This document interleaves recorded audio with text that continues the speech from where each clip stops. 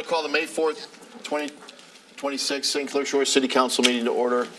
Abby, please call the roll. Mayor Walby. Here. Councilmember Burgess. Here. Councilmember Karen. Here. Councilmember Frederick. Present. Councilmember Rubello. Present. Councilmember Rusi. Here. And Councilmember Vitale. Here. A quorum is present. Please rise for the pledge. I pledge allegiance to the flag of the United States of America and to the republic for which it stands, one nation, under God, indivisible, with liberty and justice for all. Item 2A is a proclamation, 80 years of Roy O'Brien being in St. Clair Shores. So I know we got a contingent, but I think just Sean O'Brien is coming up here, so this is fantastic. You know, it's 5 years, you're 5 years before us. We were 75 years in January, you're 5 years before us. Indeed, you guys will catch up, though. Stand over here, Sean, and that's right in the center here. I'm going to read you a proclamation, and hopefully you can say a few words. How's that? Sounds good. Thank you, Mayor. Introduce your family, who I know is here. I will. A couple generations. Proclamation to Roy O'Brien Ford in honor of their 80th anniversary. Whereas the Mayor and Council of the City of St. Clair Shores wish to acknowledge and honor Roy O'Brien Ford in celebration of their 80th anniversary. Whereas born in 1895 in Lisbon, Arkansas, founder Roy Edwin Smith journeyed north to Michigan's Upper Peninsula, where he worked in the copper mines in the Copper Harbor area and began a new chapter of his life, later adopting the name Roy O'Brien. In 1919, Roy settled in Metro Detroit region, where he met and married his bride, Clair, and started their family, welcoming their children, Mary June, Gloria May, and Roy Edwin O'Brien, Jr.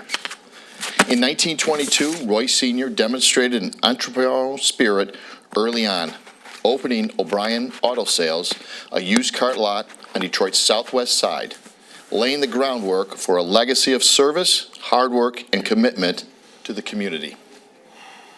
During the 1940s, Roy Sr. further developed his expertise in the automotive industry while working as a field manager for Chrysler, GMC, and Ford Motor Company, approaching Ford in 1945 about obtaining his own franchise. He purchased an underperforming store, and in March 1946, Roy Sr. officially opened Roy O'Brien as a Ford dealership in his adoptive hometown of St. Clair Shores. Whereas for 80 years, the family owned and operated Roy O'Brien Ford has remained a cornerstone of St. Clair Shores, providing quality service and an unwavering commitment to their community.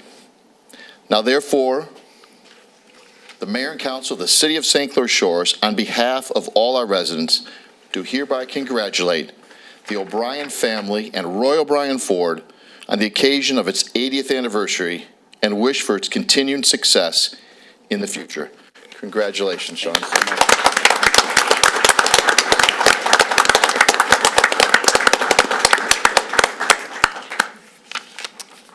Thank you so much for this honor. It truly means a great deal to our family and everybody at our dealership. I'd like to take a minute to recognize some of my family that's here and not here.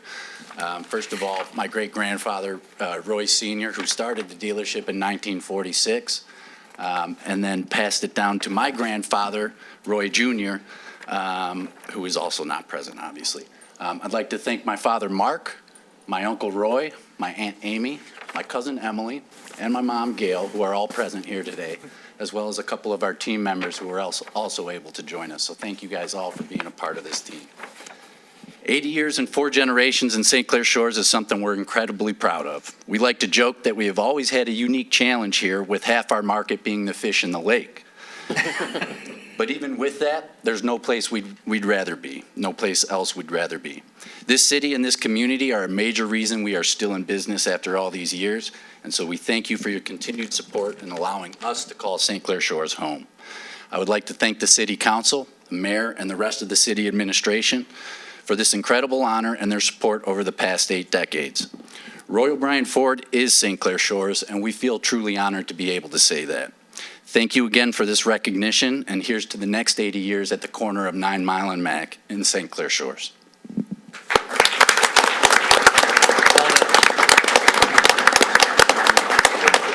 Okay, just a comment on behalf of the city, a couple items. One, many times it's businesses don't last second generations, right? They don't make it. So, I mean, it's tremendous that your family now is fourth generation. That just says the quality of the O'Brien family. So, fantastic for that. And for decades and decades of support of the community. It doesn't matter what it's been, what kind of an event. We've gone to Royal O'Brien, and they've always been here. So we truly, and I'm speaking for the community, we thank you for all the support you have delivered to this community for decades. We truly appreciate it. Sean, you're on DDA. I mean, you're here. Not only you support, you're involved in the community, which is 9 and Mac means everything to you, right? The whole jingle and everything else. But it's been fantastic. So again, I just on behalf of the city, huh? Just don't make me sing. Okay. Well, you don't want me to sing it either. It'd be worse. But again, on behalf of the community, thank you so much for everything, Roy and Mark and Amy. We appreciate everything you have done for us. So, all right, thank you. Thank you. Oh, thank you so much. That's very cool. Thank you.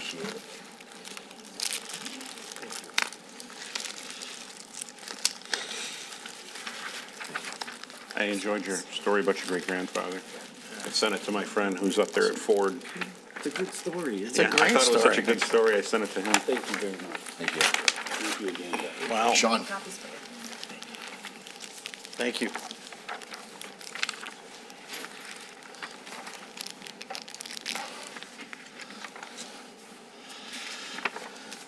Item 2 is the Waterfront Environmental Committee Nautical Coast Cleanup Presentation. Yes. Hey, good evening. How are Good you? We're glad evening, to Mayor. have you. Good. All right. Can you hear me? Can you hear me? We can Fantastic. hear you. Okay. Good evening, ladies and gentlemen. Thanks for having me. And thanks, Linda, for helping set this up. She's our liaison for the Sure. Waterfront Environmental Committee. And we have Erin over here. She's one of our very long-standing members. Folks, Yes. my name is Michael Drew Cleaver. I've had the privilege of being the event director since 2020. And it's going to be here for a little bit longer because St. Clair Shores has been a great home to me, and there's going to be many, many more years ahead. I won't get too much into personal matters until the very end because I'm very proud about these things. Okay, here we go. There's veterans. That's pictures from last year, a lot of the muck. There's a lot of the pollution we have to deal with that comes up from upstream. But there's only so much we can cover there. But I'm going to talk about why it's important that we have so many volunteers to help us out. But before we get into that, the history, the St. Clair Shores Water Environment Committee started because of the mess that was out there. It was far, far worse than it is today, relatively clean nowadays. But Joe St. John started the committee and started the really cleanup, and the committee started as a result. And so he has since passed it to me. I have the privilege again to do this. Next slide, please. Okay, we need lots of volunteers. As you can see, all ages. Of course, children, if you come with guardians and their parents, we can totally accommodate. What's really important, and you'll see this in the next pictures, is that in the coast, the beaches we have over here in St. Clair Shores, a lot of riprap, a lot of the rocks along the shoreline, and the trash gets really, really deep in there, and we need lots and lots of hands. So we get about 100 volunteers every year, and so far the registrations are ticking up to be about there so far. So we're looking forward to a good crowd. We get T-shirts. There's a T-shirt that's new every year. Has a little volunteer on there, so you could proudly wear it throughout the year. Of course, you work very hard, so we got the meals and refreshments provided as well. Of course, tools, and then we have the buses to help shuttle folks from the JYC, the Jefferson Yacht Club. They've been a great sponsor for many years. That's where this picture is taken. We start there, and I'll get into the timeline a little bit more. Next page, please. Okay, here are our targeted areas. Okay, here are the rocks, the riprap I talked about. It takes a lot of folks, probably 2-3 hours of picking through those rocks to pick up the trash that's collected there over the past year. Of course, a lot of the organics as well. I mentioned the JYC as our headquarters. We'll start out there at 8:30. This is on May 17th. It's a Sunday. It occurs every single Sunday, the Sunday before Memorial Day weekend, just to kind of kick off the summer. It's a great time to do it. We are really looking forward to the Chapinson Pump Station, which has been under construction for many years. There's a lot of riprap over there that we haven't been able to touch in a while, so we imagine there's going to be a lot of work we need to do this time around. Cool. Next page, please. Okay, this is the final one, May 17th. Please register on our Eventbrite. You can go on our website as well, of course, the St. Clair Shores Waterfront and Committee.org, Facebook or Instagram will lead you towards there as well. I just want to give a shout out to last year's sponsors, the Davey Tree Experts, BAS Security Systems, Luigi's Restaurant, Senator Kevin Hotel, and Alex Hawkins. They were our title sponsors, and because of their generous donations, we can feed all the volunteers, give them the refreshments, give them the T-shirts, and keep the supplies and the tools replenished. So, once again, my name is Michael Drew Gleaver. I've been here for about 10 years, folks. I tell you what, I don't think there's a bigger champion of St. Clair Shores than I am. Folks, I came here after my second deployment to Afghanistan. The Marines brought me here to Selfridge, and I've chosen to call it home. I got off active duty, and I've chosen to call St. Clair Shores home. I see this committee as a way for me to continue my service to this community. And from what I've spent my entire life to service to our country, I'm coming on to 30 years as a veteran here, so I hope to retire here. Fantastic. Thank you for your service. Thank you. Okay, lastly, I couldn't do this by myself, of course. I got my wife over here. Alana, raise your hand. We just got married last year, and we look forward Congrats. to building our house here in St. Clair Shores. Okay? Fantastic. And then Phil is my very good friend. He helps me take care of my boats, drives my boats. He just bought a house here this week, and I have brought in some of my friends to this wonderful city. So I'm a big champion. Thanks for letting me do this. Aaron? Can I say? Yes, you may, Yes. please. So, as you Pull- can see. Pull the mic down. Oh, Thank you, Aaron. yes, Shorty. Mike, I don't know what we would do without Mike and his enthusiasm and putting this event on. Also, don't know what we would do without the city of St. Clair Shores. I mean, from the senior center buses to, the Jefferson DPW. Yacht Club. Who's the trash hauler? I'm drawing a blank. Priority waste.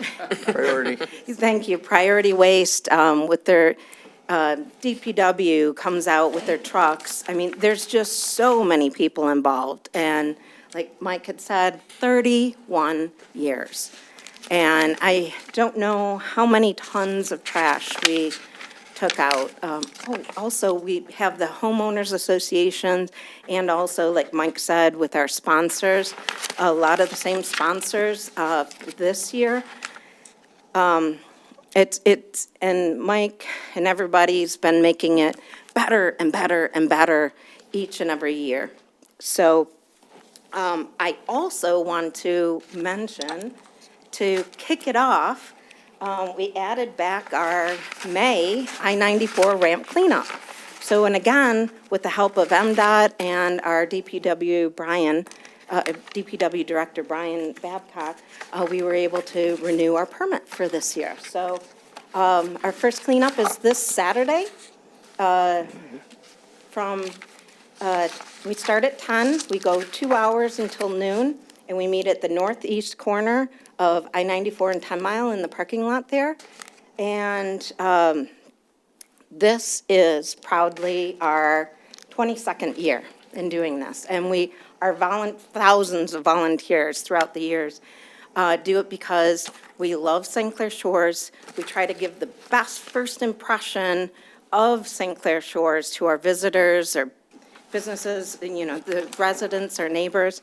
And we clean up just the ramps at 9, 10, 11, and 12 Mile along I-94 there. So kick it off for the Nautical Coast cleanup. Fantastic. Thank you, Michael, Aaron, thank you very much. Thank you for the great service you do to the community. 2C is the United States Postal Service, the food drive. I mean, it's huge. May 9th, this Saturday, right? Chris is here from the Good morning, or United good States morning, Postal good Service. evening. I give the safety talks at work, so I'm constantly doing good morning. So good evening, everyone.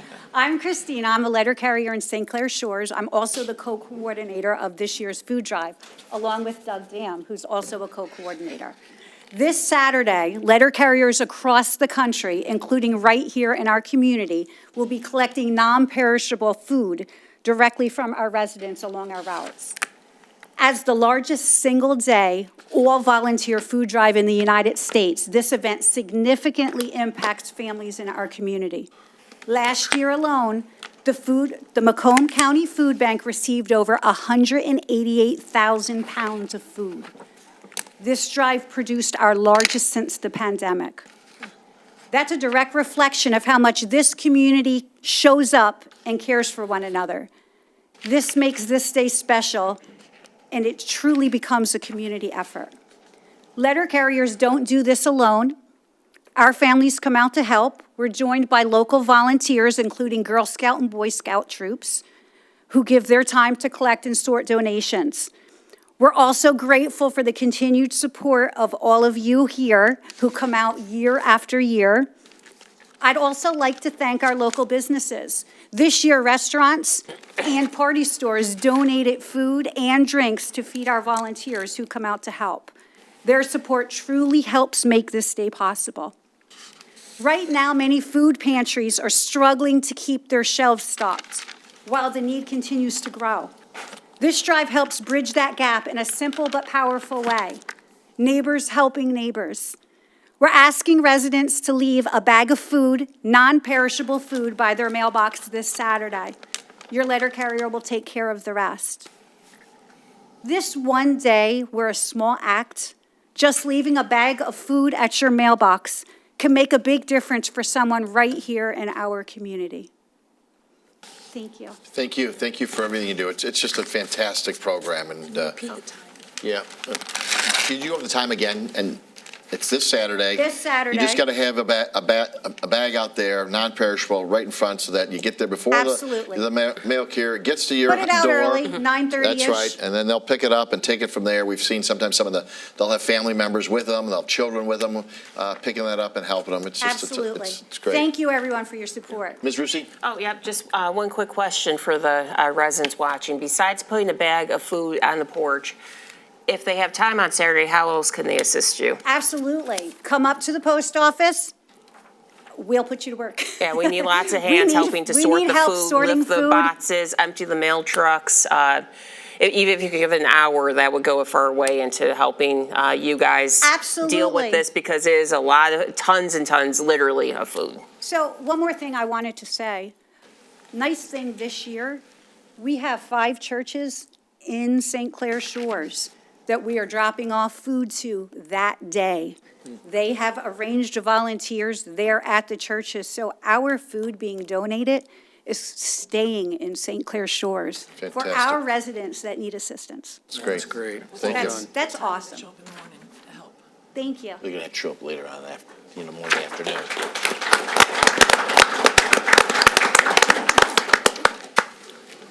Item 3 is audience participation. Do we have anybody for 2 minutes on the agenda item, Abby? We have none. So, item 4 is request to adopt a resolution to host Sailing Through the Shores 5K Run and Walk on Harper Avenue on the day before, the day of the parade. Memorial Day Parade. Yes, we've brought it back, and you're the reason, Janelle. You've pushed it, and that's fantastic. So tell us about it. Well, hello, everyone. My name is Janelle Reef. I'm the current Miss St. Clair Shores, if you haven't met me yet. And I am so excited to be bringing back the Sailing Through the Shores 5K. I've been trying to do this for a couple years now, but finally, with the correct team, I'm so glad to have Run St. Clair Shores behind us, supporting us for this race, as well as Eastside Racing, who will be doing all of our chip timing and handing out medals. They will also be providing our T-shirts for the race.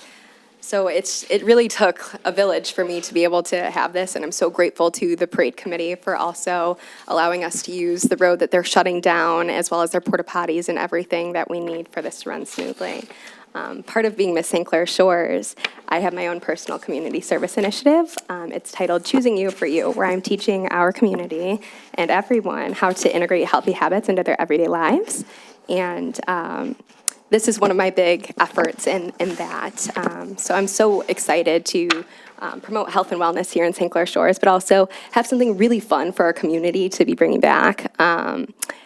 The Sailing Through the Shores 5K ran for 12 years between 2006 and 2018. So we've had quite a few years since we've had it. But this is a great year for us to be bringing it back, as we're celebrating 75 years as a city in St. Clair Shores and 250 years as a nation. All of the proceeds to this race go towards scholarships for a senior from each high school here in St. Clair Shores. So we're giving right back to the future of our community, and I'm so grateful to be able to do that as a woman that loves education, and I very much advocate for students choosing to pursue higher education. So we're also looking for more sponsors to help make sure that 100% of the proceeds will be going back towards these scholarships, so we can help cover the cost of Eastside Racing. And that's all I've got for you guys. How do you sign up? Did you already say that, or maybe I missed it? Oh, How do you sign up? Well, I do have these flyers with a QR code on it, and I probably should have sent that so you guys could sign up. But I also have a Facebook page up. You could go on Run Sign Up, and you can come and find me. I'm trying to find as many local businesses that I can post these in so everybody can scan the QR code and sign up. It is $35 for adults and $25 for kids 16 and under, and it's $10 for a shirt. Yeah. Great. Questions? Ms. Burgess?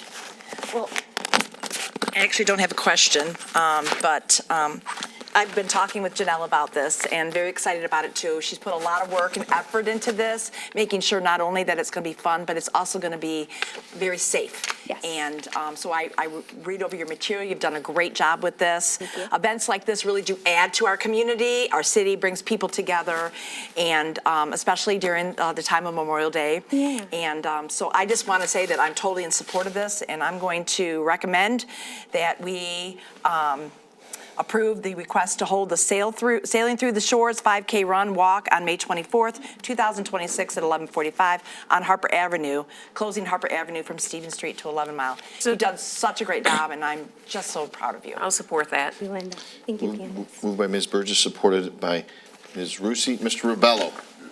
Thank you. You know I was on your side the whole time with this. Thanks for being so tenacious and getting this done. I know you ran into a few roadblocks, but you jumped right over it. And thanks for coming to our parade dinner. You were really, working the raffle tickets and stuff too. So I hope you did good. You're and I have to commend you for working really well with the parade committee, making sure that there's going to be no snafus, and because there was a concern having a run and having entries starting in March, but everything's going to be clear. You guys are going to be done with the race before our parade starts moving. So thanks for making those types of adjustments to it. And according to your email, I'm just throwing it out there because I know you need help. You're looking at making a little float, and our Miss St. Clair Shores needs a trailer. So anybody out there, please contact Miss St. Clair Shores, and so she can get her little float done. So with the theme of 250, America 250, thank you for fighting and getting this done. Thank you guys for your support so much. It really means so much to me that I've been working so hard on this, and you guys are making my dreams come true. Moved by Ms. Burgess, supported by Ms. Rusi, to approve the request to hold Sailing Through the Shores 5K run on Sunday, the 24th, before the start of the Memorial Day Parade. It's starting to kick off at 11:45 on Harper. All in favor? Aye. All opposed? Great. Can't wait to see you, and it's going to be a good, we're happy it's come back. Thank you so much. You. Now that'll Have a good start evening. at 11 Mile and then run. Oh, yeah. Yeah. It starts at 11 Mile 11 in Harper. Goes about and to then it Stevens. goes to about Blackburn and Stevens, and you turn around and come back. We're going to have the east 3 lanes, and we're leaving the west 2 lanes to the parade committee so they can have time to go back and forth and make sure our runners are not in the way of their golf carts going back and forth for safety. Perfect. Way to go. Fantastic. Thank you so much. Thank you.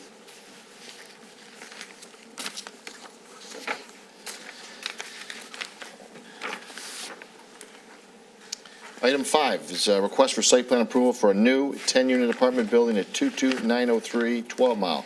Russell Investments. Gordon, go on up.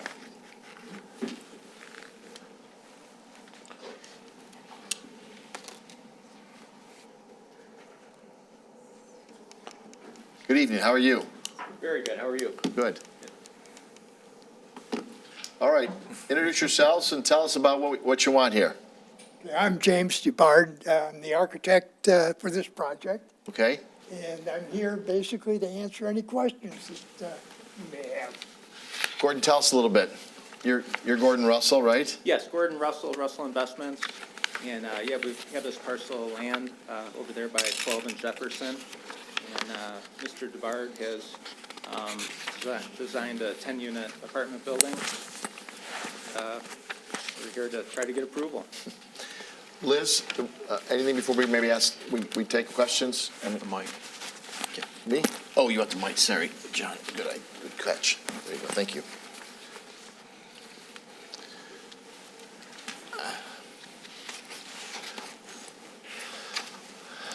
Liz, overview? Yes, good evening, Mayor and Council. What you have in front of you tonight is a site plan approval request for 10 one-unit apartments, or one-bedroom apartments. What you see before you right now is the floor plan and the black and white elevations of each of the sides of the building.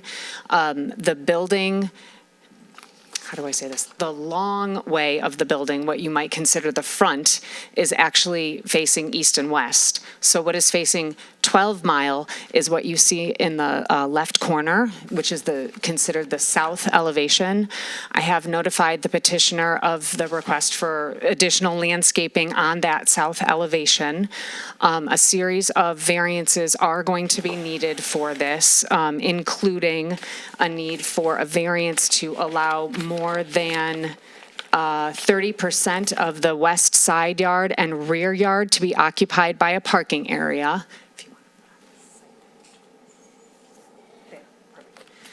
So basically, the way that the ordinance is written, we wouldn't have enough parking available if we didn't utilize the south and the west sides for, the north and the west sides for the parking.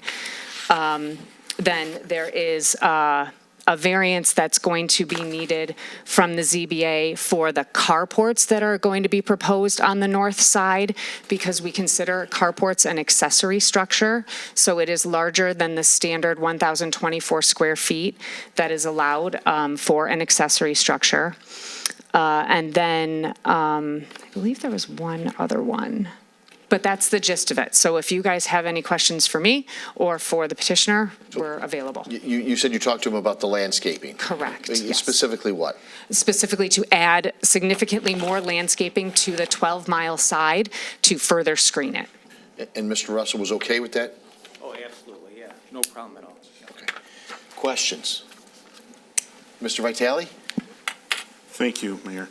I'll confess, I raised the concerns about the 12 Mile side of the building. And I understand to make the project work, basically, the street side is getting kind of the business end of the condos. I don't know if there's a better architectural term I could use, but, you know, the front facade is usually where the effort is put into appearances. And I understand to make your project work. But what I wanted to do was, you know, make sure that we kind of screen that. So my request was that some of this be it doesn't have to be arborvitaes, but some type of evergreen. Spruce. So there's spruce, so there's year-round screening there. And would you be okay with some kind of a berm to elevate a little bit on that front? I'm totally fine with that. I think, you know, that could be an engineering issue, as long as the engineering company is fine with that and it all works. But I think your idea is great as far as a screen with evergreens. I think it's wonderful. I have a passion for landscaping, and I'd love to do that. I figured you guys could probably hook that up pretty good. You know, and the berm aspect would just be, you know, so that we start to see a little bit of coverage in some of our lifetimes. You know, they're not always the fastest growing things, but I appreciate your willingness to work on this. And I wish you luck with the project. In terms of the actual architecture of the project, I think it looks nice. I like the mix of materials and the use of brick. It's not a box. You know, it has some actual depth to it and things like that. So I wish you luck on the project. Ms. Burgess. All right, was going to bring up the same thing that Councilman Vitale brought up. I know that you're taking out a few trees off there. So will there be any replacements of those then? And we kind of just talked about that. So can we clarify the status of the variance request with the ZBA? Were there any of them, will that impact the final layout of the project? If all the variances are granted, then you will see exactly what you have in front of you. If for any reason they don't approve some or all of the variances, then you're right, Councilman Burgess, we'll probably have to see a revision of some kind to kind of comply. Okay, great. Next question was there any discussion about including a mix of unit types, or is there a specific reason why you only went with 1 bedrooms? Could someone just talk in the mic? Can you talk into the mic so we can? Oh, absolutely. Thank you. Because of the configuration of this property, and it's basically pretty narrow and long, and with the side yard setback requirements, in order to make this a viable project and get the parking that's required, if we went to more 2-bedroom units,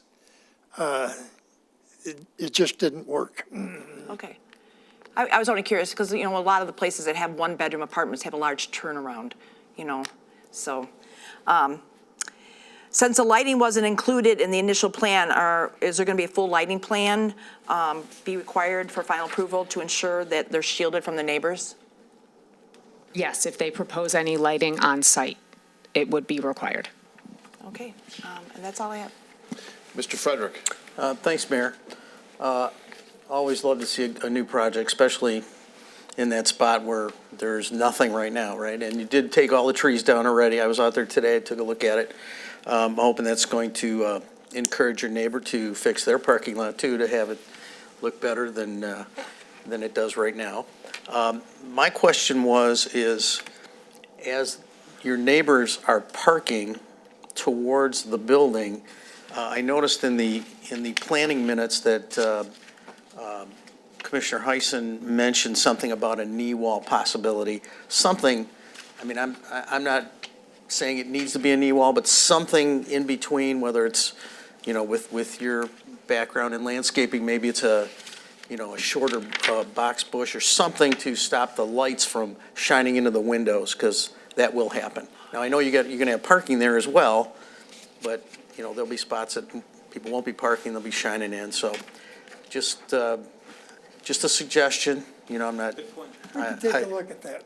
Okay, all right. That's all I had, Mayor. And you know what? I'll make the motion just so we get it on the table. I'd like to approve the PPC 26004 with the following conditions. Petitioner has been notified that parking blocks shall be installed for any parking spaces that run perpendicular to the public sidewalk. All lighting must be shielded from adjacent residences.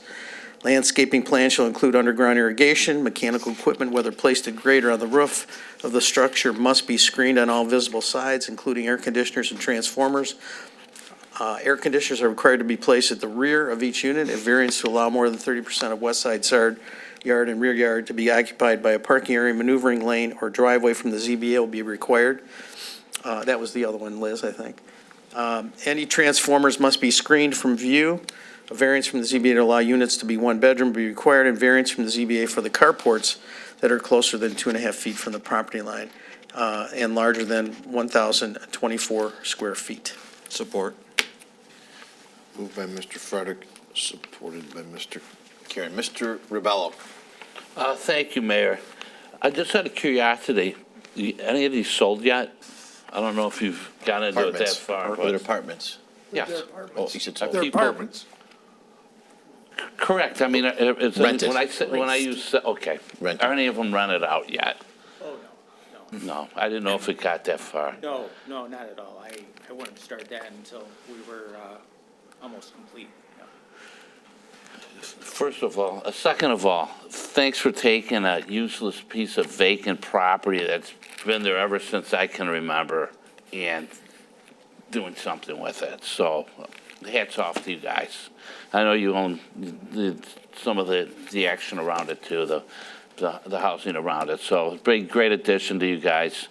And thanks for picking St. Clair Shores to do this stuff. And you have businesses here and so forth. So we appreciate what you do because you do a really good job. And it always is a quality job. And that's why it's great to have you involved with something like this. Thank you. Mr. Carey. Thank you. Yeah, I just want to add that this type of housing is needed. Talking to other landlords, developers in the area, the one-bedroom style, we have a lack of in the city, quite frankly. And I think it's good that not only in terms of where it's going, very close to the lake, can be a nice amenity. They're just a short walk from lakefront view at Champagne Park, but that also the building has some style to it, right? It's just not a box and that. So credit to you to, fitting this in, because it is it's only 100 feet wide, right? And to get 10 units in that type of space for type of housing that we need, hats off to your design capabilities for doing this, and wish you luck in the project and really hope it comes to fruition here. One of the things that we attempted to do was for a rental unit, tried to give every rental unit an identity so they had their own separate entrance and separate identity as opposed to going in and being a unit off of a hallway. Right. Yeah, and also the fact, not only two-story, but basement included in Right. that. So people have room for storage. They got their own living space, first floor, bedroom space upstairs, and I think it's a great use of the space. So great job at that. And a patio as well, right? Right. Great job. Mr. Vitale. Yeah, one further note, Councilwoman Burgess did jog my memory with something that she mentioned, but I wanted to say one other thing. Sometimes we do have residents that are a little apprehensive about apartment complex projects, and what I'm going to say is that this apartment complex is going between two other existing complexes, which I think have been there probably for 50 years now, and probably most people won't even notice that it's there, especially with the screening and everything like that. And I do think there is a good market too for the one-bedroom style like this. You're probably going to get a lot of, visiting nurses, traveling nurses. I could see that being a good clientele for you to have. But that does tend to result in more frequent turnover, and there is a pretty good chance, and I see you've got a dumpster on site. Being part of the trash review committee, there's a good chance the city gets getting out of the rental apartment mattress and couch collection business. So you do have a dumpster. I'm assuming you plan on utilizing a waste management company of some kind for that. I just wanted to kind of get that on record and make sure that ZBA is aware of that as well, just to leave adequate room for that kind of turnover. Yeah, absolutely. So, thank you. Good luck. Right, and we have Mr. Frederick, who made the motion to approve along with Mr. Karen, and of course, Mr. Russell's included that he'll put the additional landscaping in there. Move to approve, support to approve. All in favor? Aye. All opposed? 7-0, thank you. Thank you very much. We appreciate it. Thank you so much.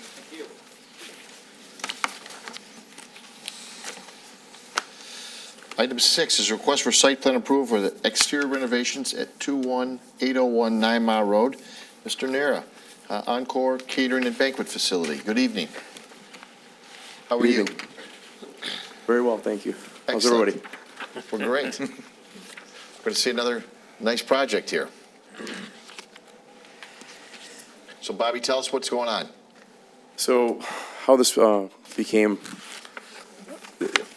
my daughter's getting married at the hall.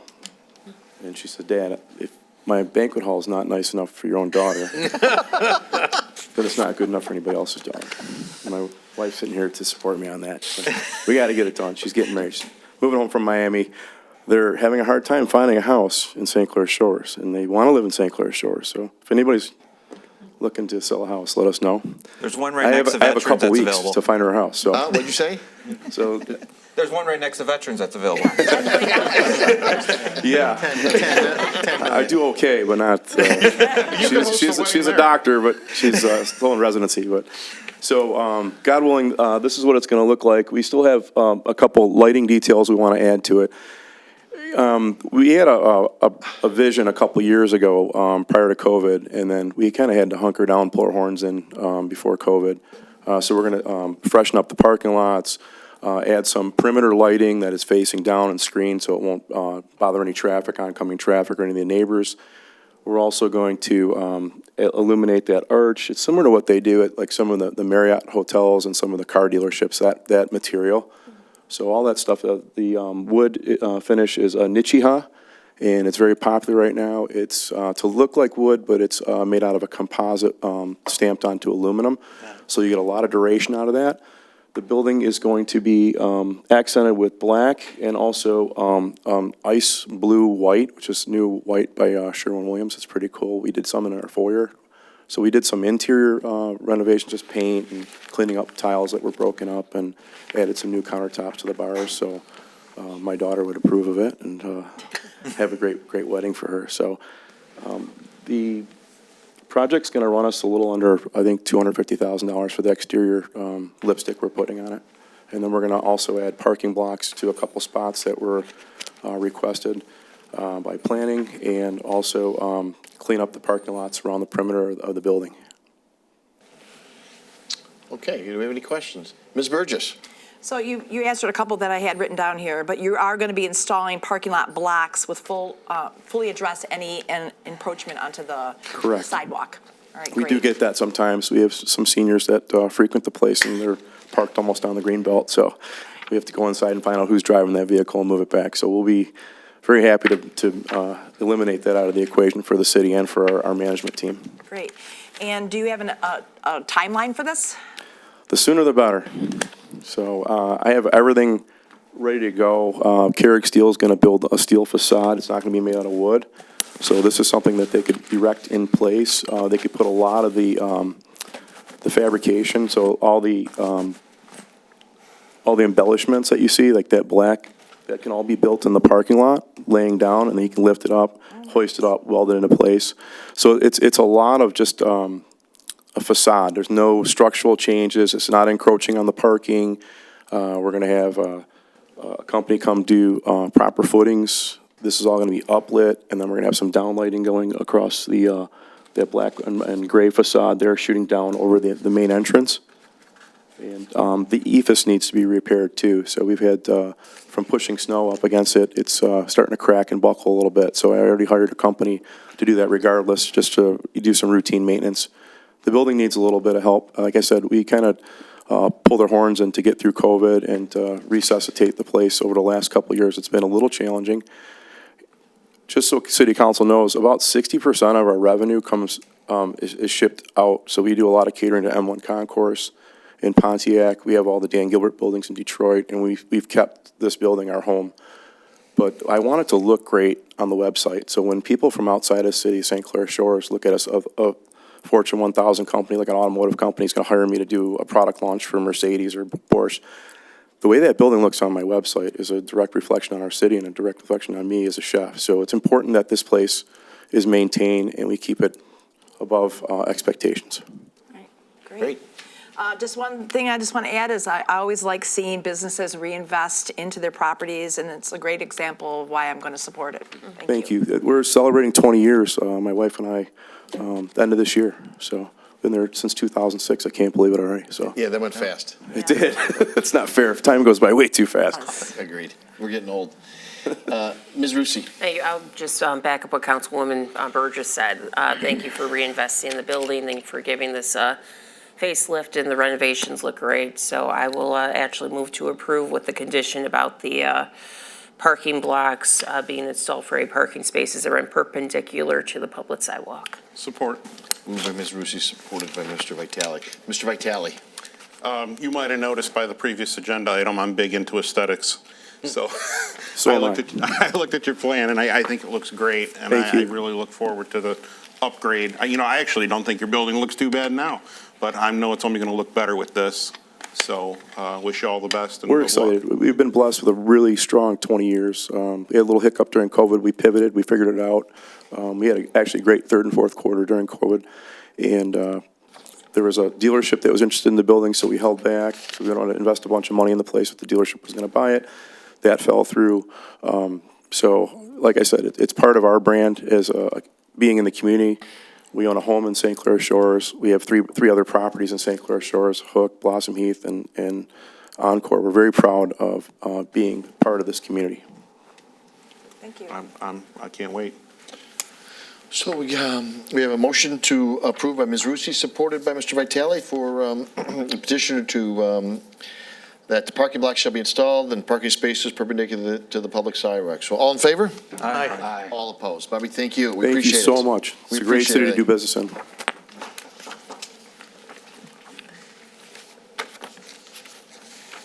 Item 7 is planning case, request for approval of 2026-2027 CDBG program budget, Liz Cotto, planning. Good evening, Mayor and Council. You know, I'm always up here with a smile on my face when no one has to make a tough decision about giving certain people money and other people not. So what you guys have before you is the budget for 2026 and 2027 for the CDBG program. Everyone who requested funding is getting it, and they're getting it to the amount that they have requested. We actually had extra money available this year, so I talked to the city manager, and he proposed putting in ADA-compliant doors on the bathrooms in the library, because the current ones are not, and are heavy and ugly and whatnot, right? Yes. So we have $65,000 set aside for new library doors. We have $152,000 set aside for the bocce courts, which you guys have approved that increase already. We have $180,000 in the administration budget, which covers wages, fringes, conferences, other purchases that we make, including another 2-year lease for a vehicle for the CDBG coordinator.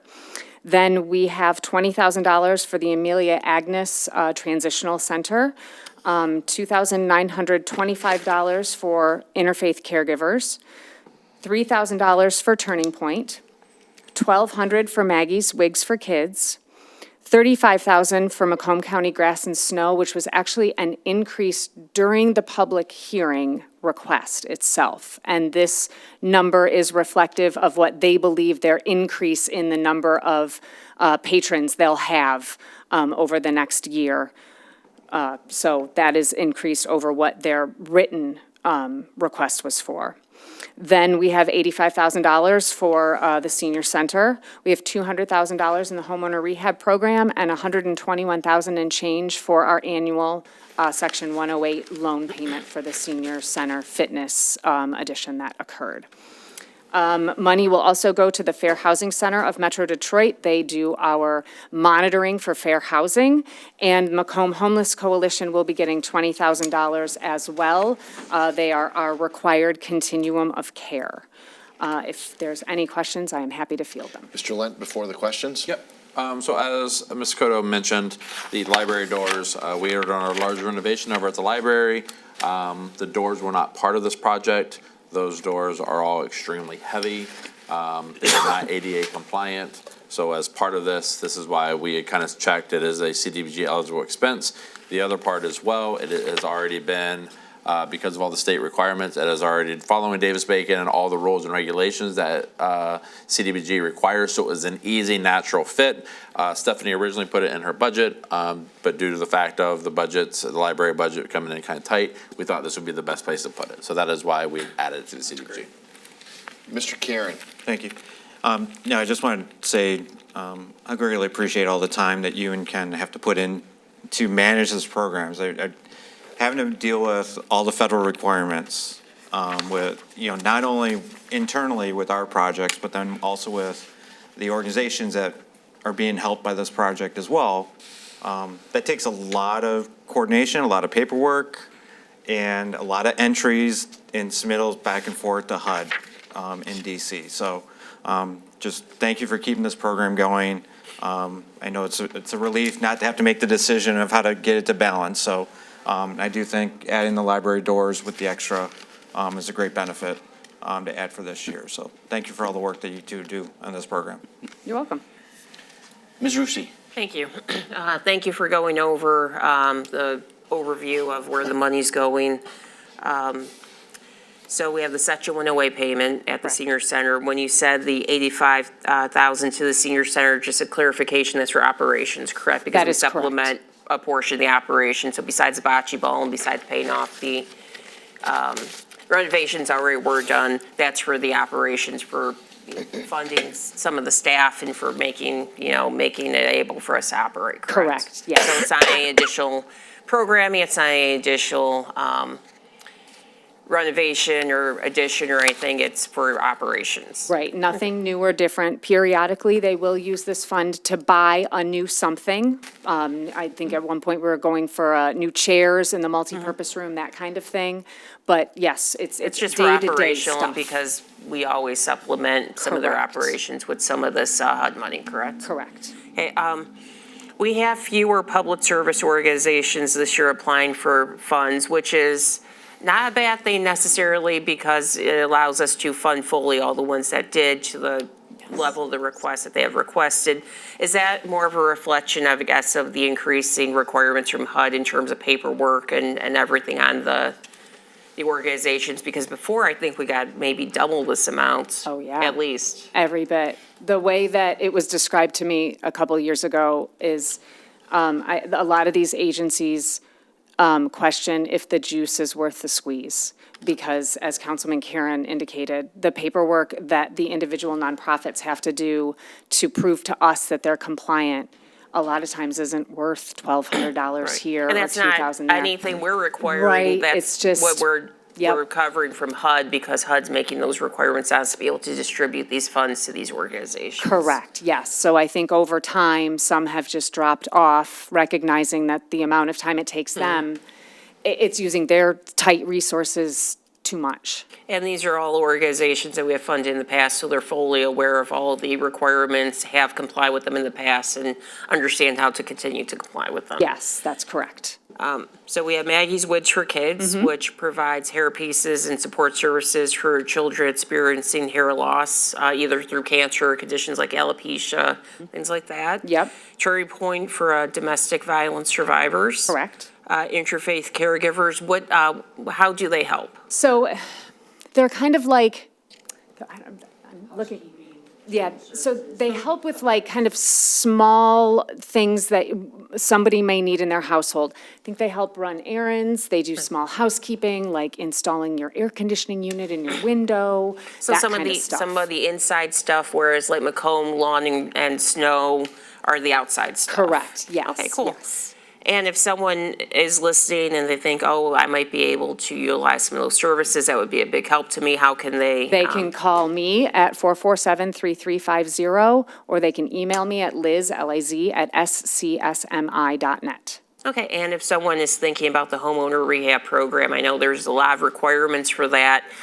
How can they get a hold of some of the information to see if it would fit with their needs? They can go online, and under the I Want To, I believe that there is apply for the homeowner rehab program is sort of one of the line items. All the information's right there, and they can see the ins and outs of this program and what it could be utilized for. Correct, Okay, yes. cool. And is that like a fund where they have to pay it back, or is it? So it depends. Okay. A couple years ago, we made the change to do some of it as loans and some of it as grants. So depending upon what sort of renovations you are looking to have done, basically whether it's an emergency or if it falls within a certain dollar value, it would be a forgivable loan. Otherwise, if it's an emergency and it's under a certain dollar value, then it's just a grant. Okay, thank you. It's nice to just be able to get this information out there and use this opportunity to do so. It's nice that this help is available, and thank you to administration for suggesting the library door upgrades to make them ADA compliant. I was just over there actually with Dustin, Councilman Rubello and I looking at some of the in-progress improvements, and we can't we weren't able to touch all of the libraries, so the bathrooms are unchanged, the doors are still the old ones, and they are really heavy. Yeah, they are. And I can imagine if you are using a mobility device or something, having to push it in and then finding a way to get out and managing the doors has been very difficult. So the ability to have this upgrade happen as the rest of the upgrades happen, I know that this has been a long time needed, so it's nice to be able to make this work with these funds. So thank you for that suggestion, for making that happen. Okay, thank you. Mr. Rubello. Yeah, as Candace mentioned, but that library is, that's incredible. Right? It It's looks coming. double It the looks. size. I know. It's beautiful. I'm really looking forward to that. Yeah. So what we have before us right here with this agenda item is actually the Planning Commission does a lot of the homework on Yes. this and passes this through Yes. to us. So Yes. hats off to the Planning Commission. Yes, for sure. How many, and one of the things, I forgot who mentioned it, is the paperwork. Yeah, it's a bad storm supposedly coming. Oh. Wow. Okay. It's here, as they said. The paperwork is enormous It is. for this now. It is. And It's enormous. Some people don't even want to get involved with it. And I don't blame them. I really don't. We are more than happy to help anybody through the process, but it is intense. The paperwork is super intense. Yeah, hats off to you, because you're right in there and you've done this for years. How many people now apply for this? Do you have any idea? For, As opposed to what it used to be? So, I mean, I would say at the peak, we probably had, 12, 12 or Right. 10 to 12, 10 to 15 applying.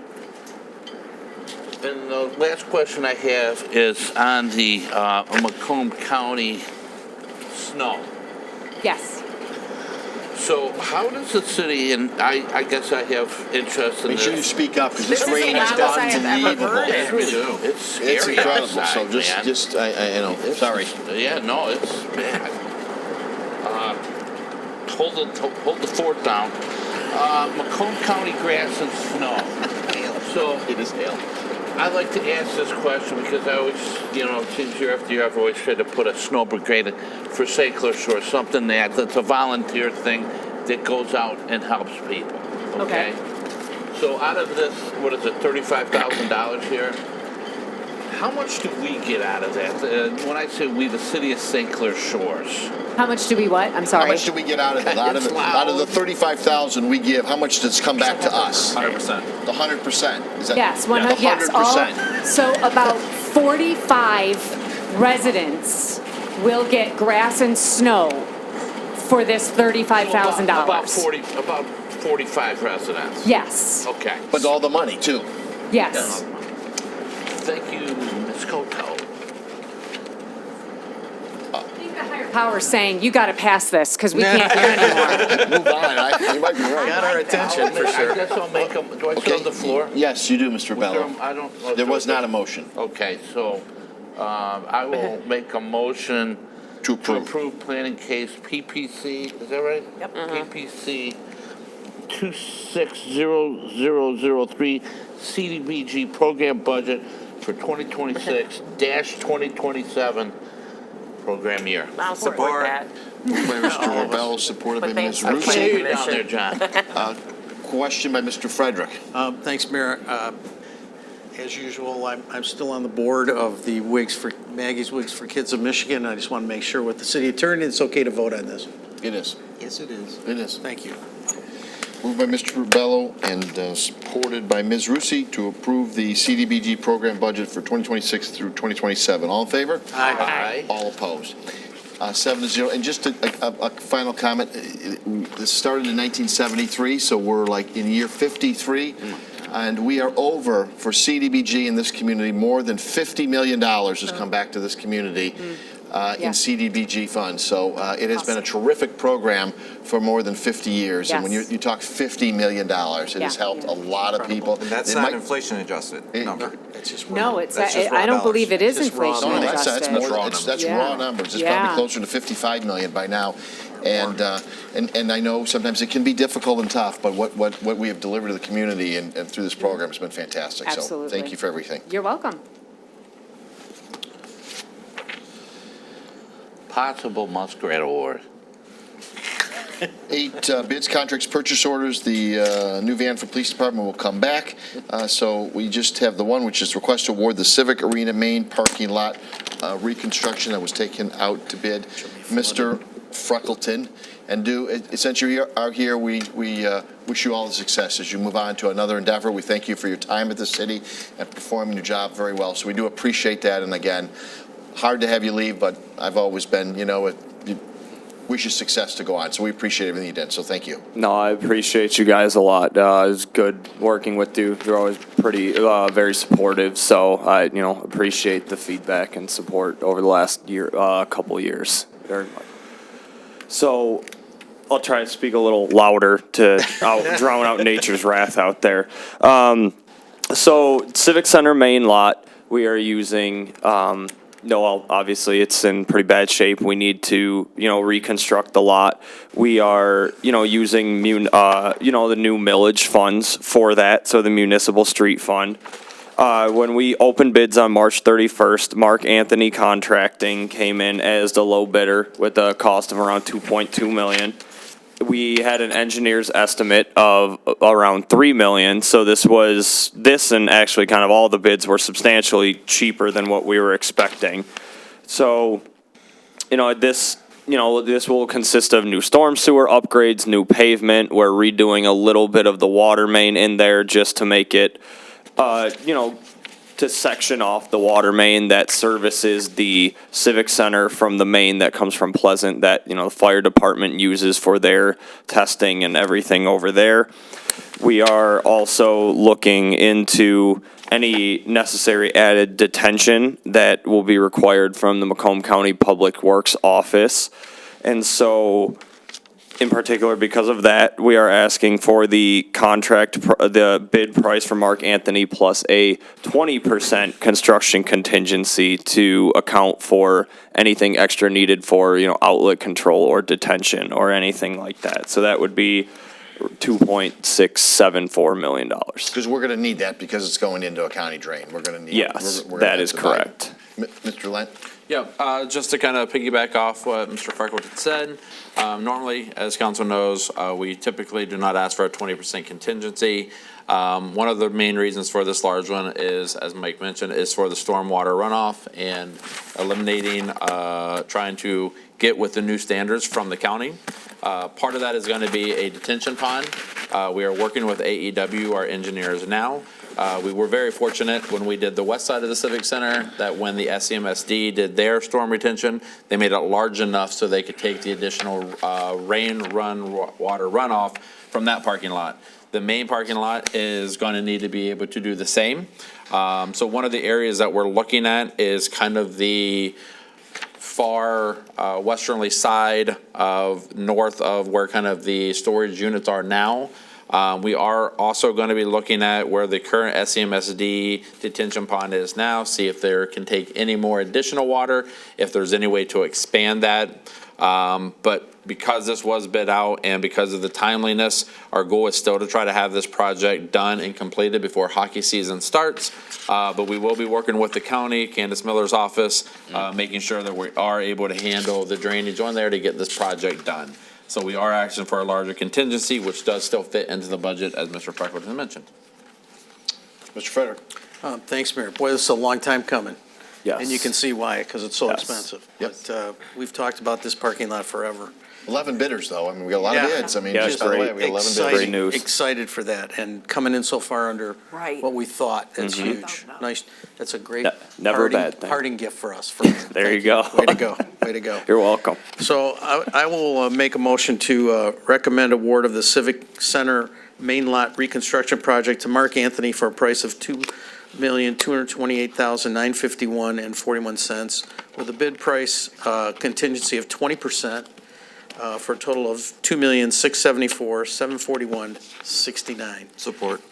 Moved by Mr. Frederick, supported by Mr. Karen. Ms. Rusi? Thank you. This is going to be funded by the collected street millage fund. That is correct, So the yes. voted street millage that people had voted for, correct? Yes, that is correct. Okay, I wasn't in favor of adding city parking lots as an allowable use to that. And I know this project needs to get done, but 2.2 million to 2.6 million is a lot, especially right now coming out of this winter. It seems the number one complaint I get from residents are various road conditions around the city.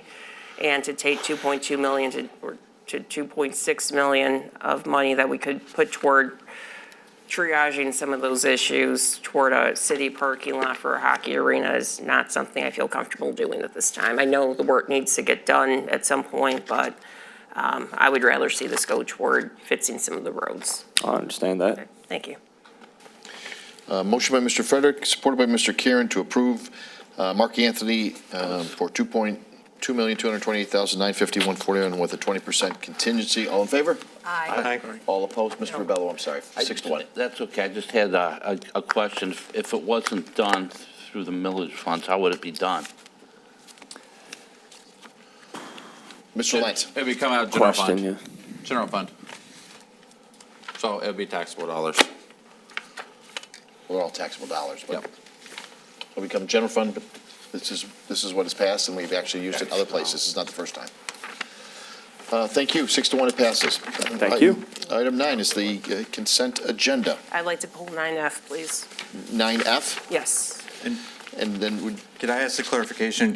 The agenda we were given prior to the meeting, H was pulled? yes, So that's correct, Liz? We're not including H today, right? we are not. Okay. It'll come back, we think, probably the next meeting, but not for sure, but yes. Okay. Mr. Vitale? I and J, just to give some explanation for the residents. Okay. We'll need a motion to I'll approve. make motion to approve the rest. Support. So, moved by Mr.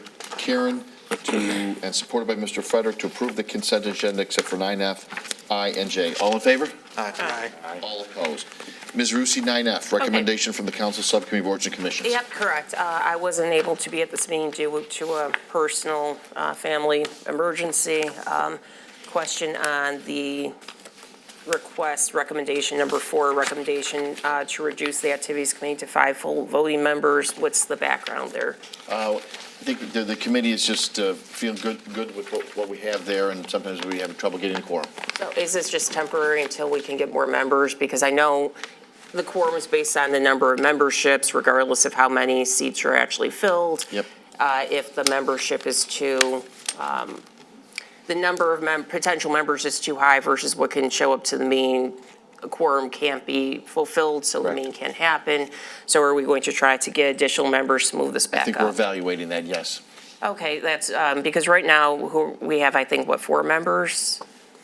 I think we have, It's fine. it's myself and Mr. Bowman. I think there are 5 Five, openings, yeah. but we have 4 members. Yeah, right. Okay.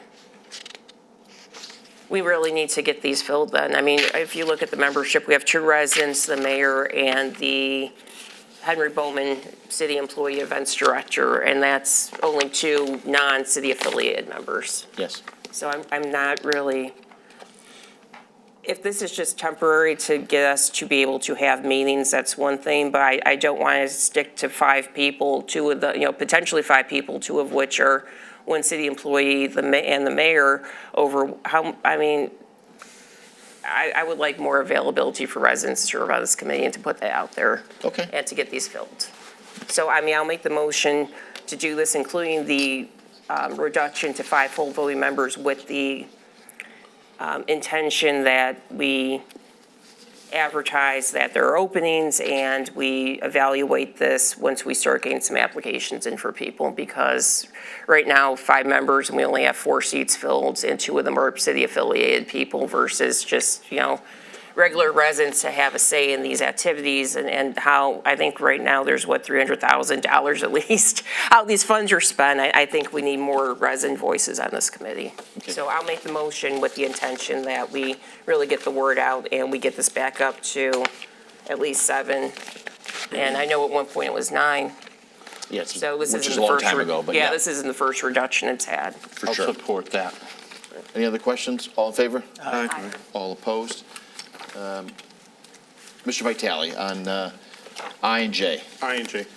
Liz, you can come up if you want, but I don't think it'll be strictly necessary. I just wanted to explain to residents, these are both street vacations, and that could be alarming to anyone who's following along with the agenda, but I just wanted people to know that, you know, these aren't actual streets that anyone has ever seen. They're streets that only exist On on maps, and I actually do find old maps fascinating. Mm-hmm.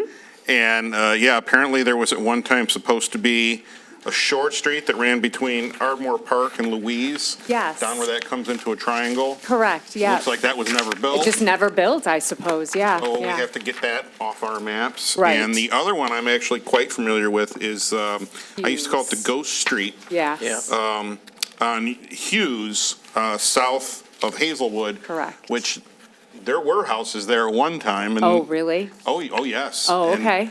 I would have to say that that's probably been gone since the construction of the 696 interchange. Okay. Is probably what took that, possibly 94. Okay, yep, Because yep. 94 does run along there too, but I think it probably became more necessary to build the interchange. Right. And I know that exists because I used to own property that was adjacent to that, which actually would have been the remainder of Hughes Street. And if I dug deep enough in my backyard, I found old plastic children's toys. Oh, yeah. And things that were left behind Bill. from the houses they tore down. Yep, That never degraded. So just so everyone knows, we're not losing any streets here or giving away any streets. There's streets that haven't existed ever, or at least for better than 50 Decades. years. Yeah. So just clarification on that. Problem. You going to make a motion to approve? Before he does, let me ask just a quick question if I can. Oh, yeah, well, yeah, he could have made it anyways, and I would have given you. All right. So, on the map that you put in here, Yes. it's got Calais Avenue and Bordeaux. Yes. And Naven Park. Yes. And then Kirchville. Yes. So that is the continuation of Kirchville from Grosse Pointe? all the way? I am, It is. it Wow. like, okay, I've never like taken the time to like look all the way through, but I will take Councilman Rubello's word for that. Liz, I like some of these old street names better than some of the Right? ones where we have like Same here. 4 different variations of, lake. Right. And the firefighters have to make sure they're getting the right Like one court, when they like, respond. yeah, yes, exactly. Could we pick up some of these names for some of these misnamed streets? And they're But fancy French names. I won't, yes, yeah. That's all I had, Mayor. Motion? I'll make a motion to approve. Mr. Vitale's Support. motion, 9I and 9J, supported by Mr. Karen. All in favor? Aye. All opposed? Thank you, guys. All right, thank you. And just, number 10 will be updates and follows from fire councilman, but I did want to say, we have a contingent here of the crossing guard, so we thank you for your service, thank you for coming, and appreciate that, so. Mr. Lent. Yes, council requested detailed information regarding the Keystone Co-op. Please see the attached document from the engineer. Mr. Karen requested information explaining the sole proprietor for Precision Cutting. Please see the attachment document as well from the engineer. Mr. Walby asked that council be notified when Precision Cutting will be present in the neighborhoods, so members have an opportunity to meet with them. Please see the attached document from the engineer. Mr. Ribello requested an update on the potholes along Jefferson by the end of the week. The following is the work done over the last week of filling potholes. Tuesday, 4/21, Greater Mac. Obviously, the schedule is here, so please see the schedule. Mr. Ribello inquired about the visibility of lane markings on 9 Mile Road, noting that they are very faded and need to be repainted. CDI has contacted the engineering coordinating pavement markings to ensure that these are repainted as part of the spring work. Mr. Karen reported that the EV charging stations at Veterans Bryce are not operational and requested an anticipated timeline for when they will be functional. The EV charging stations at Veterans is operational. CDI is working with DTE on energizing the charging stations now at Kite. Mr. Karen requested. Question on that. So when I looked at those, Kite had been energized and operational, but it was Veterans that had no power. So. It's good. He says it's all good now. It's all good now. What's good? I don't know. Kite is operational. Okay. What about So Veterans? Mike registered them like 2 weeks ago, and I have the access to the back end of what's at Kite Monroe. Okay. So those are charged. The Veterans ones and the Bryce ones, I am unsure about. But Okay. I can look into, but I have access to the Kite Monroe chargers. And those So you are can track- energized and they do have. You can track usage for us on Correct. those ones now. Okay. Yep. So we just need to follow up on the other two then. Okay. Okay. Mr. Karen requested a summary of the engineering costs associated with the EV charging stations. The engineering costs associated with the EV charging stations and Kite Monroe was $27,500. Mr. Karen requests. Did we have ones for the other two? Or did we not have to pay engineering costs for Bryce and Veterans?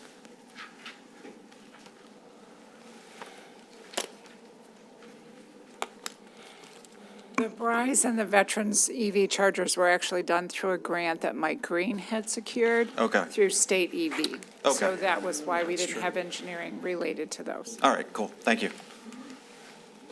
And then Mr. Karen requested an estimate of the total acreage or square mileage of sidewalk repairs and replacements in previously completed districts, so a ratio can be developed to help estimate future work. CDI is working on, they calculate the information requested. So that's all. That will go to comments by individual council members. Mr. Vitale. Okay. Well, should be short, but colorful. Can you? I sent an email about this, I feel like a month ago to CDI, and I asked, is this how we're allowed to leave a site after we remove a building? Because my thinking was always that a site has to be graded out and has to be replanted with grass. I understand in this case, they thought they were going to roll right into construction, and they already had fencing because this was a nursery. But it doesn't look like that's happening. And it is very much in disrepair at this point. Can you, if you see right along east of that sidewalk, you can see what's going on there, and I tried to illustrate it and go to the next one as best I could. That's down like the length of my foot at some of those points. So you step right off the concrete, you know, into a 12-inch hole. That's got to get fixed. And we have to put them on notice. Can you go to the next one? And, you know, again, just the site's full of trash. There's like 20 spray cans. And there's nothing to vandalize there, so I actually think it probably came from their site workers. It's terrible. It's right in the middle of our commercial strip. I was willing to, you know, be business friendly and say, okay, you can leave the fencing up because you're going to be doing construction. But they're not breaking ground on anything. They got to be held to the same. I couldn't tear a house down and leave the site looking like this. So how do they get? And their demo costs on this were minimal. There was nothing there that had a basement or anything like that. And they're going to have to grade this out to do construction anyways. So why not just do it? So that is that. Right down the street from that, the Pizza Hut. Well, no longer Pizza Hut. Has anyone looked at this up close? There's a pile of brush there that's the size of a small car, taking up a parking space. I left that car in the background of that site to show how tall the grass has grown. And that's just where there's actual grass. Most of it's weeds, broadleaf weeds that don't have any height. Can you go to the next one? I had a slide on here that showed their landscaping is red lava rock, which is left over from Pizza Hut. I'm sure when they submitted their site plan to us, it had landscaping, which has apparently never happened. And that is the backside, so most of this is the far piece of property, or the far south end of that property. But that other place where you can see the blue, that's actually the north side of their property, which is not far from the entrance. And then that's all torn up too. So we got to hold them to their site plan, because I'm sure it wasn't this. Next one, please. Still, it was 2 weeks ago I brought this, and I'm still seeing this guy's signs. When are they getting picked up? Ms. Pike, I mean, tomorrow, I mean, if they're out there, Coach should be picking them up on a daily basis if they're out there. Picking them up and then Mr. charging. Mr. Erie needs to handle after that. I mean, we're not their private trash collection service. Nope. We can certainly send code enforcement out tomorrow to pick every one of them up. I think that Mr. Erie also spoke to them, so I will also defer. Yeah, I spoke to them. I don't know if they just missed them. I saw one, and I think it was Little Mac and Harper. I think there was one. That's 9 Mile. Yeah, Little Mac and Harper. And they indicated they were going to pick them up. Code enforcement can ticket them. There's no question. That's 9 Mile and Harper. Yeah, 9 in Harper, Little Mac and Harper, and somebody said 10 in Harper still. Yeah.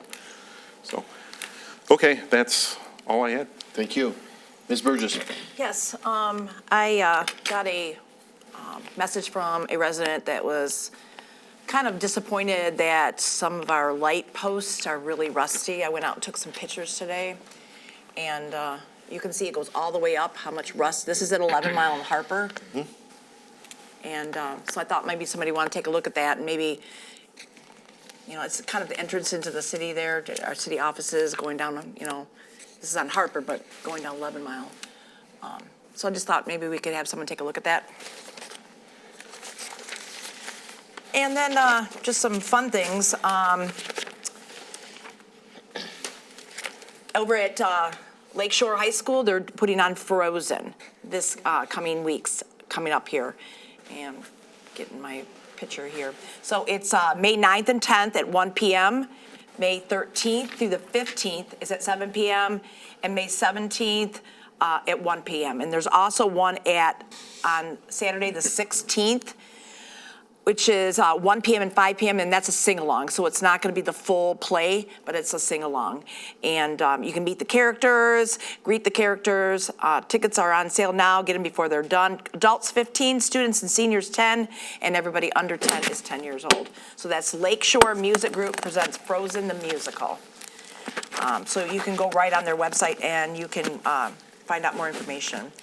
Also, I'm very excited because this Saturday is our first social district of 2026, my favorite part of the summer season. And we're going to have a seventh generation is going to be playing there. Seventh son. Seventh son. And we got a lot of food trucks already lined up. We got a lot of vendors are going to be there. It's going to be just a great day. And I was checking the weather here for Saturday. And I'm not so sure about the goodness of the weather. It's 66, but it says it's going to rain, so let's just hope that it doesn't rain. And that's all I have tonight. Thank you.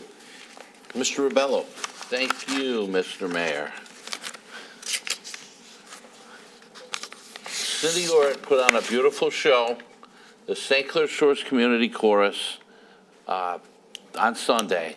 And thank God there's people like her running around the town and putting some entertainment up there for everybody. It's kids, adults. So we want to thank Cindy Ort from Lakeshore.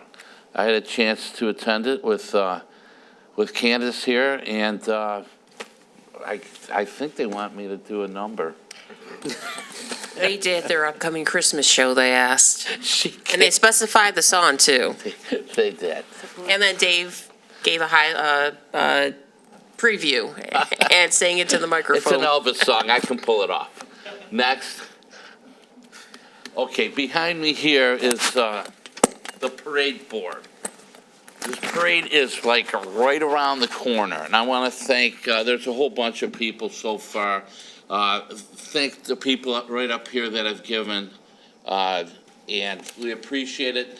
That little board there helps fund the current parade, the 2026 parade, and future parades. I want to thank Michael Agnello, big supporter, and another jeweler, Maloof, gave a ton of money, and I just got some money. I just got some money from the our attorney here, Bob Berry, who helps out every year. So we want to thank. This is what it looks like. One of the parade committee members will come out and visit your business, and this is our $100 or more board, and you get your name up on our board with some pictures and things like that. And we also have smaller donations that we do through a Q code. So help support the Memorial Day parade. We are looking for any type of, if you're Boy Scouts or Girl Scout troops haven't gotten into the parade, please contact me. We have a Beagle Brigade coming. Also, this is pretty cool. Our librarian she's doing a muskrat float. So I want to see what that looks like. So I'm sort of excited to see that. And one more thing here. Show and tell. Show and tell. Candace and I are in a St. Clair Shores players play called Caught in a Villain's Web. And that is coming up May 15th, 16th, and 17th. We want to thank the St. Margaret of Scotland Church, the Father. We want to thank the Men's Club for letting us in and doing that. Okay, so hats off to them. It's called Caught in a Villain's Web. There's 3 performances. Friday, May 15th, Saturday, May 16th, Sunday, May 17th. So mark your calendar, 4 o'clock the matinee. So looking forward to that. So thank you.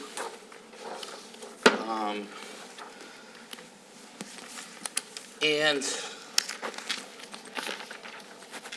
I want to just show people who've asked me, I have a new grandbaby, and that's a picture of her, and she's with my daughter. So nothing better. I've never experienced anything better than that. So that's for picture time. So, Chris, one thing that you were talking about, Chris, with those signs that are hanging around, Counselor, is it okay if we see one, can we pick them? Yes. It is Yes. okay. Yeah, it's So trash. I can just snatch it up? Yes, you Should can. I write the address or anything like that on it? You don't have to. I don't have to do anything like that. They're great for paint projects. I wanted to bring up one other thing, the disc golf park over there in Bryce Park. Utilize it. A lot of people are having fun in there. I actually asked, I think I asked Rob a couple of days ago in the next little Parks and Rec piece that we do to do a little article on that.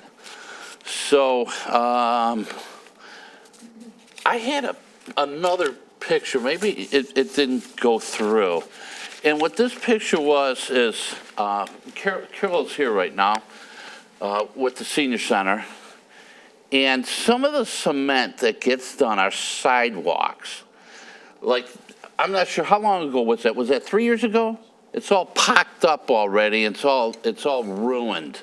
Will they come out? Why don't you get us the address where it's at, and then we'll we take can it do from that? there, and we'll have someone get out there, yes. Okay. Instead of just, let us examine it.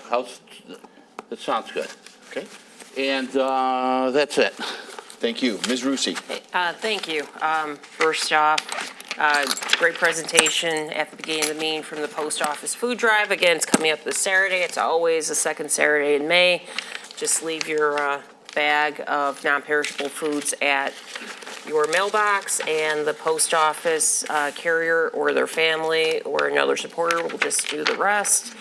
If you can avoid giving glass, please do so. The glass containers are accepted, but they're very pain in the butt, and they're appreciated, but they are a pain in the butt to the volunteers at the post office actually doing the sorting and the handling to get this ready for pickup. So if you could avoid glass, please do so. Cans, boxes, anything like that are much appreciated. And if you have a little bit of time, second Saturday in May again, if you want to come down to the post office, you'll see trucks coming in starting around like usually 2 o'clock-ish. The mail trucks will be coming in. They need help getting it loaded and then getting the food sorted so it can get picked up. So even if you have an hour, just show up, go to the back of the post office, and they always can use as many sets of arms and hands as they can get because it is a long day and literally, like we said, tons of food. So any help you can give is much appreciated in the sorting and especially the lifting because it's a lot of hard work to make this happen. So thank you for participating. Again, if you have time, if you have teenage kids who have friends, please, we need some help this year, like we do every year. Dave said with the poster, Caught in the Villain's Web is coming up. I only have 2 lines right at the beginning. I play a maid, but not the big maid in it. I play a smaller maid role.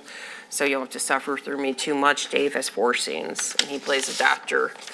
And it's a really fun group of people. This is something I never done before. This is Dave's first outing, too, and it's been a lot of fun. And this group has been around for how long, Dave? Like decades and decades and decades. So it's one of our long-standing organizations, so please come out and support them. Let's see. Community Chorus, congratulations on the wonderful show, and congratulations to Cindy Ward for her role in leading them. It was a great performance. A lot of art stuff going on. Linda had announced about the Lake Shore Musical Group's production of Frozen coming on. One of the things to keep in mind is Lake Shore Musical Group is totally self-funding, so they don't get any money from the school district. They depend on ticket sales, sponsors, raffles, things like that to raise the funds to continue this great program, so please consider supporting them so students coming down the line in the future can have this opportunity. One city issue I've been hearing a lot about this past week, and I'm sure we all have gotten emails and phone calls and Facebook posts about this, yard waste delays from Priority. So Dustin, have you heard anything from Priority? It seems like every day they're at least a day or 2 off on and tardy on picking up the yard waste. Yep, so we've been working with Priority Waste. This time of the season is always everybody's doing the yard work, especially as the weather's starting to turn. They would do that. They are right now have been running on, they've been getting about 60 to 70% of yard waste completed on a daily average. Then they start the very next day, finishing up those 25 to 30% that is missed, and then they'll go on for the week. Obviously, weather with the storms and all that kind of stuff does play a huge role, especially with the bags and everything getting wet and how much they can take because it gets heavier. But yes, they are working out there diligently to continue to pick it up. Yeah, one of the frustrating things about this, not only has it seems like the volume of, I know, emails and Facebook posts and calls and texts I get, I assume everybody gets them, it's like it's as bad as it has been previously from them and things were getting better, but now with yard waste, and one of the things, every single time we got Priority in front of us, either at the podium or with the trash subcommittee, is we have emphasized the need for better communication from them. Right. And if they know they're going to be running late, and this, please let us know these things so we can pass this on. I can't imagine how many residents don't think to call us or reach out or see what's going on, and they just see it still at the curb and they have to drag it back, and then they're dragging it back again the next week. And so, I understand an occasional delay. I don't want this to be the entire summer. I don't want this to be fall, because guess what? We got yard waste in the fall too, and that's even more so with the leaves. And I also want to see better communication from them and give us this heads up so we can talk to residents and say, yes, we know this is an issue, this is what's going on, et cetera, et cetera. But once again, I'm tired. I won't even say I'm tired of excuses from them, because I didn't get any excuse from them. I didn't get any communication from them. But yet we are then emailing them, to the LDC, email hey, this was missed, this was missed, this was missed, residents write me, oh, hey, let me know this is still an issue tomorrow afternoon, and it's frustrating because it just adds so much more work on our plate. Again, I would imagine even some residents are getting inconvenienced by this, not only having to reach out to us if they do, but if they don't, having to drag it back, just to drag their bads and then the NetSuite's bads back to the curb. So this is when the easy things priority can be doing that we have emphasized to them every single time we talk to them. Better communication would be awesome, and they have neglected to do so. Even a heads up, we're experiencing these issues would be nice, and they failed to do so. At least as that was passed along to us. I don't know if you've heard better, but we haven't. So I would just say on our end, I guess, continue to please forward those on to myself or the LDC, but Both. we have not. Send them to both. Correct. Send them to them so they get, Yep. but send them to you so you're aware too, and we have a record of it not been citywide. receiving like we were in the past, where it was on a daily basis. Last week, we had 2 days, I believe, that they were late, just because I've just seen through this, obviously, because we get all the recalls as well. So last day, I believe it was 2 different days that they fell behind. The week prior to that, there wasn't any. The week prior to that, I thought there was one. Yeah, no, it's this So it's been a week. lot sporadic. This week, yeah. It's this week has been really bad. Like, I just don't want this to be the new normal going forward for the rest of the summer. I understand if there was, we had a couple of trucks down. I know they had a truck on fire. I don't know if that was, I'm sure that was a yard waste truck, but I know that that could impact some things. I know that, but again, a little of this could be helped a lot by some better communication from them, because this is taking up a lot of our times, a lot of your times. And I'm sure DPW's getting the calls, and it's very frustrating, and they have been a frustrating company to deal with, quite honestly. They were getting better, but again, a little bit of communication can go a long way in helping smooth this over. We're still paying full price, and we're not getting the full price service, so. Getting that on the record, and hopefully things get better, but it was a very lousy week for yard waste service pickup. And finally, big contingent of crossing guards. Thank you to the crossing guards for keeping the kids safe on their way to and from school.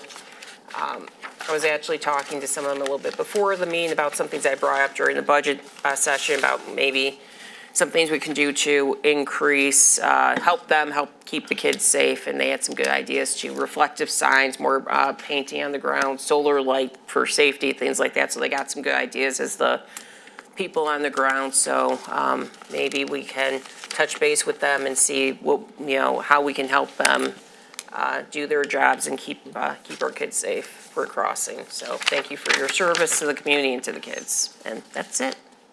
Thank you. Mr. Karen. Thank you. Yeah, just, additional plug for the food drive this Saturday. This community literally fills semis of food from the donations from this drive. People are very generous to the postal workers that coordinate this entire food drive across the entire city. And again, if you have time to help out that afternoon, Saturday afternoon at the post office in downtown, please come around back. Several council members were always there to help out there as well. But again, their postal worker food drive this Saturday. Leave the food out by your mailbox. They'll pick it up. Their families will pick it up and bring it over to the post office. So greatly appreciate everyone's generosity for that. And then I was given a late breaking bulletin from Councilman Rebello on the other end of the table there. Right now, there's a lot of organizations that are getting ready for the big Memorial Day parade coming up. For example, St. Isaac Jogues is looking for their people to be part of the parade, and they have a QR code in their Sunday bulletin. There's many organizations out there. If you're part of an organization, ask if they're in the parade. I know Shore Aquinas is putting together people. Several community organizations be in the parade. If you're a part of them, ask to be involved, come out and join the fun that day. And I believe also Pam, the parade chairperson, is still looking for people to carry the 50 state flags as well. I saw she put a post out on that earlier today. So if you want to be part of that, carry one of the state flags. So we have all 50 states representative for the 250th anniversary of the nation. You can email parade@sesmi.net, parade@sesmi.net if you want to help out with that. All right. We have our first Sunday outdoor market coming up on May 17th, and that is going to be downtown again this year, do all the construction along Jefferson rather than being over at Blossom Heath. So it'll be a Sunday market, Sunday, May 17th, from 11 a.m. to 8 p.m. And also the Historical Commission is going to have a booth there. We've had past copies of the Muskrat Tales, which are collections of stories of the history of the city that have been stored in the library for a very long time. And Stephanie doesn't have room to store them anymore. You know, with all the other great stuff that's going to be coming in there. So Historical Commission is going to have a booth, going to be giving away free copies. So come down to the Sunday market, check out the Historical Commission booth. And again, that is Sunday, May 17th, 11 a.m., 8 p.m. in downtown St. Clair Shores. And next, I want to just thank city staff, DPW, Councilman Vitale, and also all the great Honor Society students of Lakeshore High School came out planting trees in the Arboretum a couple of weeks ago on Arbor Day. We've got 13 trees planted, probably about 50 of them of the newly planted trees that we had mulched as well, and knocked it all out in about an hour. The kids from Lakeshore, they're just great. They take the demo of how we plant trees. Everyone split up. Each of them got to plant 2 to 3 trees each. And then afterward, we just said, hey, see a bag of mulch, spray around the tree. They just spread out, did all the work. Just a great group of kids. They have part of the National Honor Society at Lakeshore. So thank you for that. And again, especially DPW staff, Jeff Brown, who leads the forestry team there. They do a lot of pre-work, a lot of hole digging beforehand that makes the event go very well. And he's just got a great crew in that forestry group there working for him now. So great bunch of people to work with that day. And last, unfortunately, it is construction season. And if, Dustin, if you could work with staff between who's ever in charge of the project and working with communications to make sure the website gets updated. I know we've dealt with, it's not going to stop the social media questions, but it does help that when we start getting questions on social media, hey, why did all of a sudden 9 and Jefferson get blocked off again? That there's actually something on the website that said why. I clicked on the construction alerts today. It took me to a page that hadn't been updated since last September. And when you click what's the construction, link, it just took me to the front of the CDI page. No information. So we're gonna have a lot of projects going on, especially between Jefferson reconstruction, the patching that'll be happening in the south end, patching in the north end. Playview now is already getting work done to get done. 9 Mile. Yeah, 9 Mile and that. So there'll be a lot of work going on. We got to keep it up. 10 Mile. Yeah, 10 Mile Lomac, 11 Mile. We approved that. So that we got to try to at least get somewhat ahead of it. At least somewhere where when we're answering the questions, we can send someone to say, hey, there really was information out there. You just got to go look at the website. So, all right, that's it. Thank you. Mr. Frederick. Thanks, Mayor. So everybody get your pen and paper out. I've got some dates for you. We're going to start with the first one. And by the way, everyone up here is invited to the St. Clair Shores Baseball Softball Association opening day if you're in town. That's on Saturday, May 16th at Kite Monroe, Diamond A. That is also, if you have a kid in the program, that's picture day. So you got to get there based on what your coaches are telling you for the kids. But if you're coming to the ceremony starts promptly at 11 o'clock on Diamond A. So that's opening day baseball, Saturday, May 16th. The next day, on May 17th, we're going to have a young kids bike fest. Yeah, bring your own bike. We have a morning full of fun. There'll be all kinds of cool things you can do. You got to register, and you can actually pre-register. And if you do, you get a free T-shirt, which is kind of cool. And this is all going to be at downtown St. Clair Shores. I think everybody's meeting over right near the Party Supply Store, right there in that area. But it's a bike fest. You can decorate and do all kinds of cool stuff. And that again is May 17th. And what was the time on that? Did I give you a time? 9:30 a.m. All right, so we've got some cool stuff happening as we move into June after that. Our big First State Bank fireworks extravaganza, that's going to be on June 26th. The very next day, we're going to have a Chapaton Kids Fishing Tournament, and that's going to coincide with the big Monster Quest Bass Tournament, which we have gigantic boats coming in from all over the country. You know, $150,000 boats are going to go out there and catch some bass. And there's some big valuable prizes which will attract them. A lot of people like to watch them when they come back in. We found out they're going to be coming back in from the lake probably about 3 o'clock, but we'll have stuff to do with food trucks and a bunch of other things all day long there, starting early, probably about 9 or 10 o'clock. So come on down, and we'll have this fishing tournament for the kids. Big thank you goes out to Macomb County Public Works, Commissioner Candace Miller, as well as our own mayor, Mayor Walby, who helped us secure the launch ramp at the foot of 9 Mile. We also have to thank the Nautical Mile Merchants Association, who are getting involved with doing some things with discounts and some other very cool things that they're going to do that weekend and actually the week before. And then our biggest thanks goes out to TIFA, the Tax Increment Finance Authority, who was a huge sponsorship. So come on down to the 9 Mile ramp for a great day of festivities and watch what's happening out there. Then, as we get into July, and I'll tell you more about this later, but Friday, July 10th, mark your calendar, that's the 4th Annual Optimus Club Golf Tournament, sponsored by Edward Jones, and it's 125 a person, 8 a.m. check-in, 9 o'clock shotgun, 18-hole scramble with cart. You get breakfast, lunch at the turn, buffet dinner afterwards. We're going to actually this year recognize the best dressed foursome. So if you're playing in it, work out the details for your best dressed foursome. And there'll be there's a hole-in-one prize and plenty of available prizes. Dave Rubello, you and I have to get started on that pretty quick. So, and then last but not least, I'm going to give you a few library notes. The Friends Book Discussion will meet on May 13th at 1 p.m. in the Gear Conference Room here at City Hall to discuss Beach Read by Emily Henry. All are welcome and no registration is required.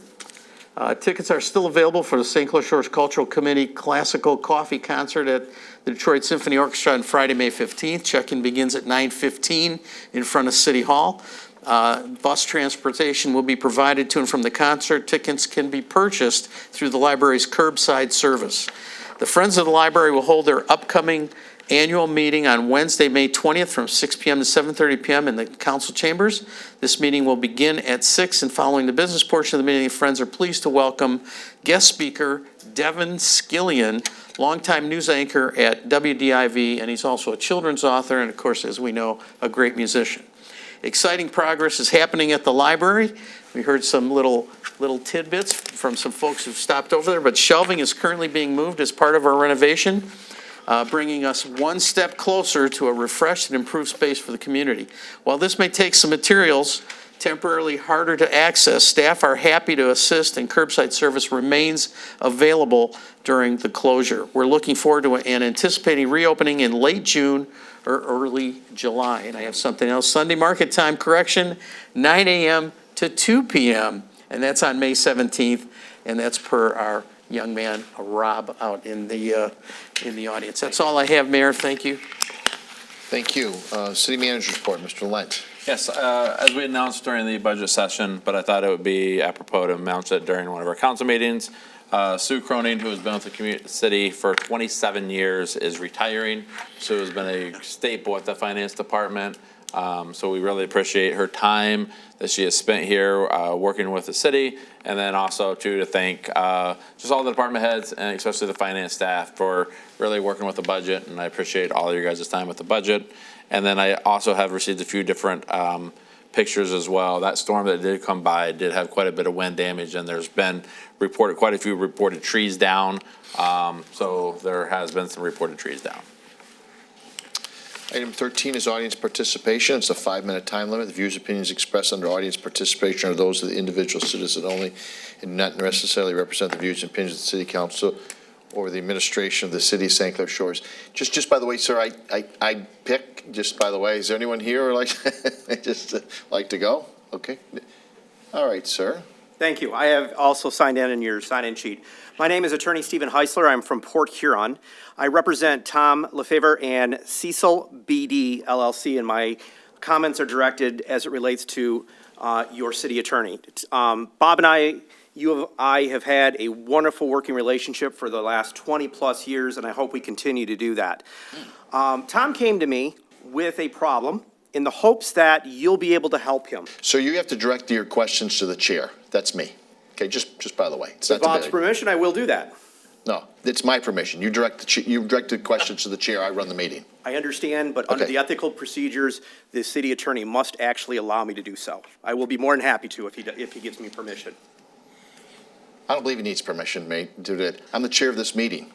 You need to stop the clock, so we get your 5 minutes. But we're not here to have a debate here with the city attorney, so. No, and I understand Okay, that, sir. okay. However, the rules, ethical rules require I direct communications to a city attorney.